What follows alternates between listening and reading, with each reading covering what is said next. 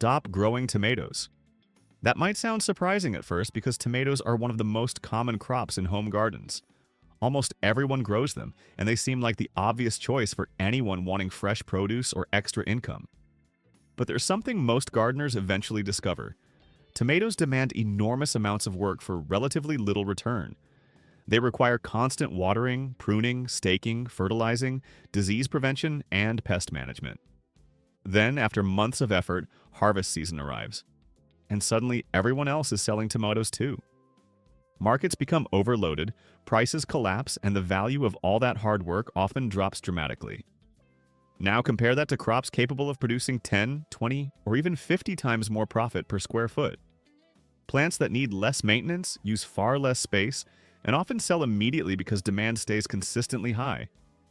Today we're looking at 7 crops experienced growers increasingly focus on, plants capable of turning even small spaces into surprisingly productive income sources. Once you see how much more value these crops can produce, tomatoes may never look the same again. 1. Ginseng. Ginseng grows very slowly, and strangely enough, that slow growth is exactly what makes it so valuable. Unlike tomatoes, which flood markets quickly and lose value fast, ginseng becomes more valuable with time. Beneath the soil, the roots slowly mature over many years, increasing in rarity and price season after season. Wild simulated ginseng grown in natural woodland environments can sell for hundreds of dollars per pound. Mature roots are highly sought after by herbal medicine companies, supplement producers, traditional healing markets, and international buyers. Ginseng doesn't compete with ordinary vegetable crops. Its value comes from scarcity, age, and appearance. The older and more naturally shaped the root becomes, the more desirable it is. Some mature roots, after growing for many years, can eventually become worth more than countless seasons of tomato harvests combined. Another huge advantage is where ginseng can grow.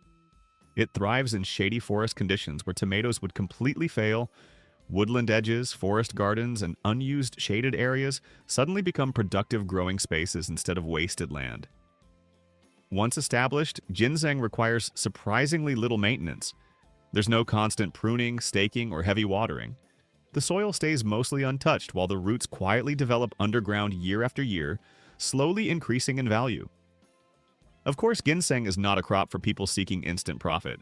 It rewards patience instead of speed. But for growers willing to think long-term, the financial return can be extraordinary compared to traditional vegetables. Demand also continues increasing worldwide. As true wild ginseng becomes rarer and interest in natural health products expands, prices remain consistently strong. In many ways, growing ginseng feels less like farming and more like building a long-term investment hidden beneath the forest floor. 2. Microgreens. If tomatoes are slow, seasonal, and space-hungry, microgreens are the complete opposite: fast, compact, and endlessly renewable. Microgreens grow incredibly quickly. Many varieties are ready to harvest within 1 or 2 weeks. That means growers can plant, harvest, and replant multiple times every single month, creating a steady and reliable flow of income instead of waiting months for a single harvest. Another major advantage is how little space they require. Microgreens can be grown indoors on shelves, countertops, small racks, or inside spare rooms and garages. You don't need large gardens, expensive land, or even outdoor growing conditions.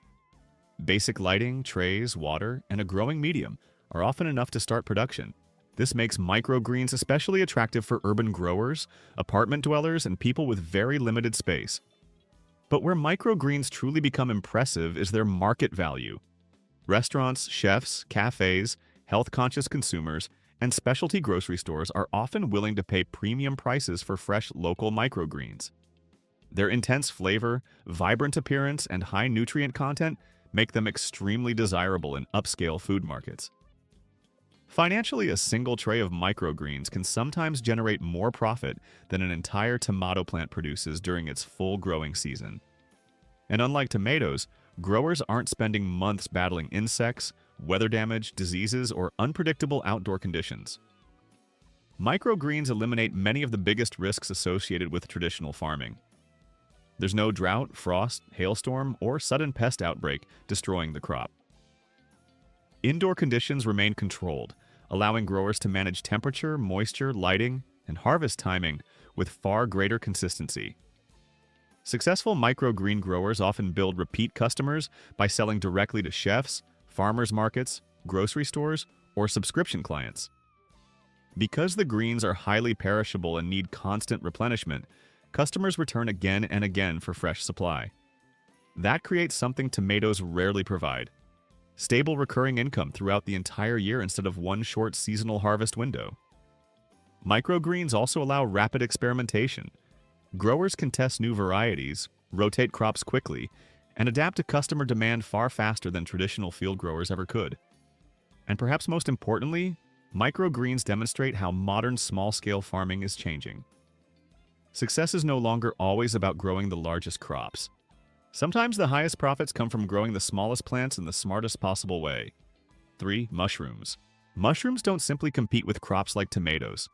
They completely redefine what farming can look like. Unlike traditional vegetables, mushrooms don't depend on sunlight, fertile soil, or outdoor weather conditions. They can be grown indoors throughout the entire year using vertical systems that maximize small spaces. Basements, garages, spare rooms, storage sheds, and even compact indoor setups can become highly productive mushroom growing environments. That alone gives mushrooms a huge advantage over crops like tomatoes. Popular varieties such as oyster mushrooms, lion's mane, and shiitake often sell for premium prices, especially to restaurants, farmers markets, health-focused consumers, and gourmet food buyers. Many of these mushrooms are valued not only as culinary ingredients, but also as medicinal superfoods, increasing demand even further. Another major advantage is speed. Some mushroom varieties can be ready for harvest only a few weeks after inoculation. That means growers can complete multiple production cycles throughout the year instead of relying on one short seasonal harvest like tomatoes. Mushrooms are also incredibly efficient when it comes to space. Because they grow vertically on shelves, hanging systems, or stacked containers, a small indoor room can produce large amounts of food and income compared to a traditional outdoor garden. Competition is another important factor. Tomatoes are grown almost everywhere by millions of gardeners and commercial farms. Specialty mushrooms, however, still occupy a relatively small niche market. Fewer growers often means stronger demand and better pricing opportunities for people willing to enter the industry. Mushroom farming is less about hard physical labor and more about environmental control. Once growers learn how to manage humidity, airflow, temperature, cleanliness, and lighting, the process becomes highly repeatable and scalable. After the initial setup, maintenance is relatively low, and production becomes much more predictable. In many ways, mushrooms transform farming from a weather-dependent gamble into a controlled production system, which is exactly why they frequently outperform tomatoes in both reliability and profitability. 4. Medicinal herbs. Tomatoes are usually consumed once and quickly forgotten. Medicinal herbs, on the other hand, provide ongoing value far beyond a single meal, and that difference dramatically increases their worth. Plants like echinacea, valerian, skullcap, ashwagandha, lemon balm, chamomile, and many other medicinal herbs can be transformed into numerous high-value products. They may be dried for teas, ground into powders, turned into tinctures, capsules, oils, extracts, or blended into wellness formulas. Every level of processing increases both shelf life and market value. Another reason medicinal herbs are so attractive is their efficiency. Many require less water than common vegetables, tolerate poor soil, and need fewer nutrients overall. Crops that struggle in weak or dry conditions often fail completely, but many medicinal herbs continue thriving. A large number of these herbs are also perennial plants. That means growers plant them once and continue harvesting for years instead of constantly replanting every season. Over time, this dramatically reduces labor and long-term production costs. At the same time, worldwide demand for natural health products continues growing rapidly. More consumers are turning toward plant-based wellness products, herbal remedies, teas, and preventative health practices. This creates steady demand for high-quality herbs from small-scale growers. Medicinal herbs also offer a major storage advantage. Unlike tomatoes, which begin losing value almost immediately after harvest, properly dried herbs can remain valuable for months or even years without refrigeration. On a pound-for-pound basis, medicinal herbs often sell for far more than vegetables, especially once processed into finished products. They use less space, less water, and provide growers with much more flexibility in how they sell and market their harvests.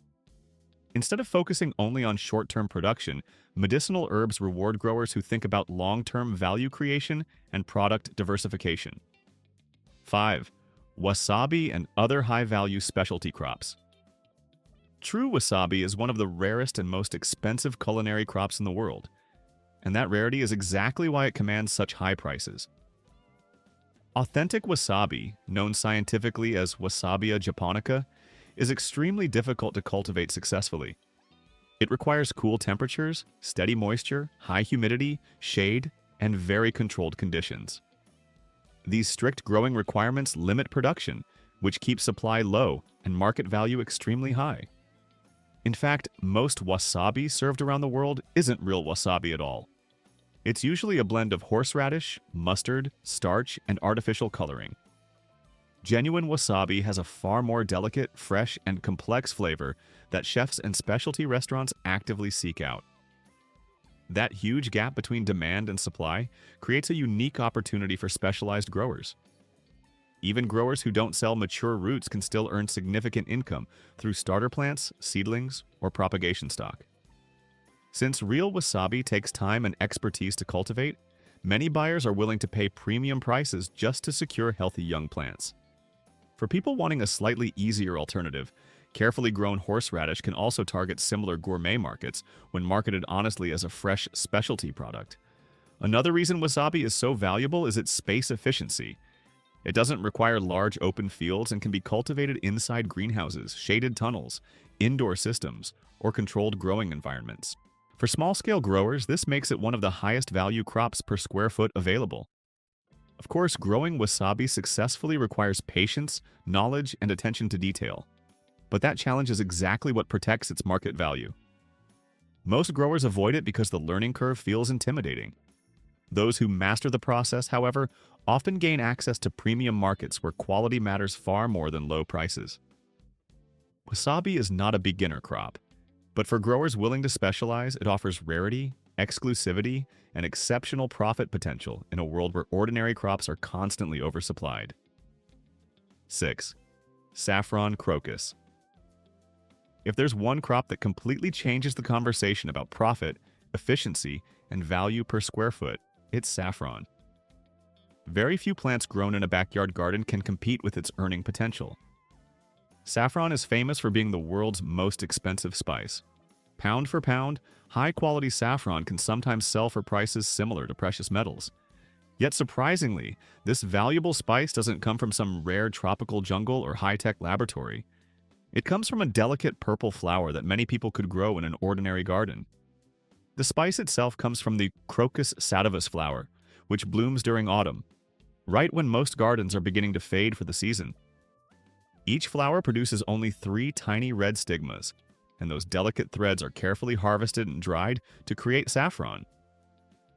At first, this may seem incredibly inefficient, but that scarcity is exactly what makes saffron so valuable.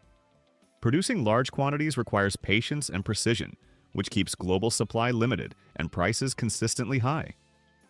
One of the most fascinating things about saffron is that it grows from underground bulbs called corms.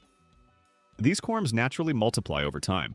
Instead of declining after harvest like many annual vegetables, saffron production often increases each year because the bulbs continue dividing underground and expanding the planting naturally. You plant saffron once and the crop slowly builds upon itself season after season. Saffron thrives in sunny locations with excellent drainage. Unlike tomatoes, it doesn't demand rich soil, constant fertilizing, heavy watering, pruning, staking, or endless maintenance. In fact, saffron often performs better when left mostly undisturbed. Too much moisture or excessive care can actually reduce production. Even a relatively small growing area can hold hundreds of saffron corms. During flowering season, harvesting is surprisingly simple. Growers collect the blossoms by hand, carefully remove the thin red threads, and dry them for storage. The process is delicate but straightforward. Another enormous advantage is shelf life. Once properly dried, saffron can hold its quality and value for years. There's no rush to sell immediately, no rapid spoilage, and no pressure caused by oversaturated markets.